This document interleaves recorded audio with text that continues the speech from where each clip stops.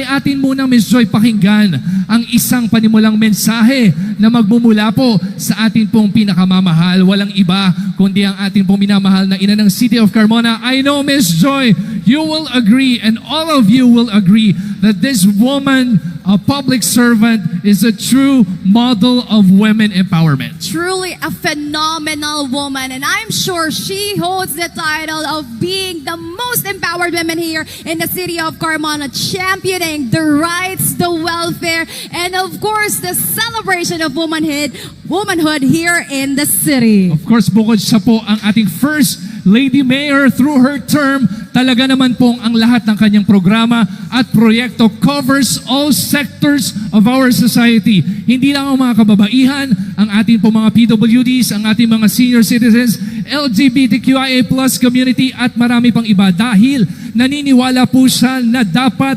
walang maiiwan. No one will be left behind dahil dapat angat lahat. Kaya naman po, mga taga-Carmona, she deserves a big round of applause.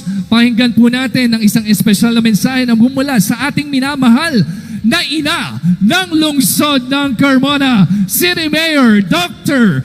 Dalia A. Loyola.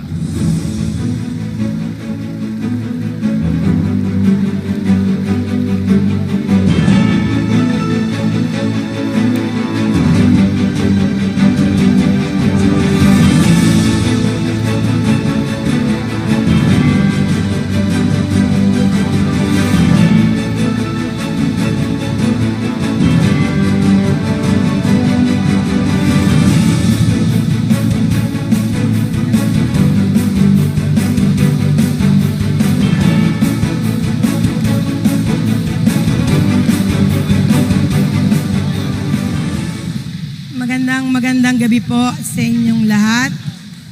Sa ngalan po ni Congressman Roy, Vice Mayor Cesar Toto Ines, kasama po ng miyembro ng Sangguniang Panglungsod, lubos po ang aming pasasalamat sa inyong lahat sa pakikiisa sa selebrasyon ng Women's Month ngayong gabing ito.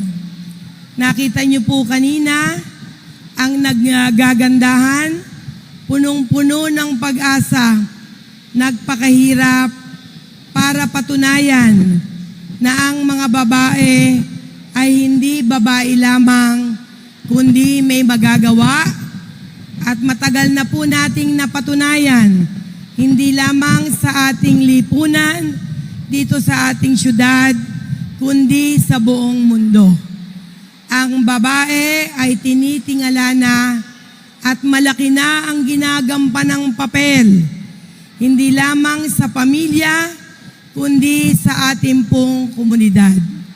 Kaya ako bilang babae ay patuloy kong itinataguyod ang karapatan, ang katapangan at lahat ng sakripisyo ng babae sa ating lungsod. Kinikilala na bahagi sila kung ano ang napagtagumpayan ng ating pong City of Carmona. Kaya patuloy po natin ipagpatuloy ang sidi, sigla at sigasig ng bawat wana dito po sa City of Carmona. Hindi naman nating itinatadwa ang papel na ginagampanan ng mga Juan dito po sa atin. Pero tatandaan ninyo, through the years, ipinakita natin na kaya natin at meron po tayong magagawa.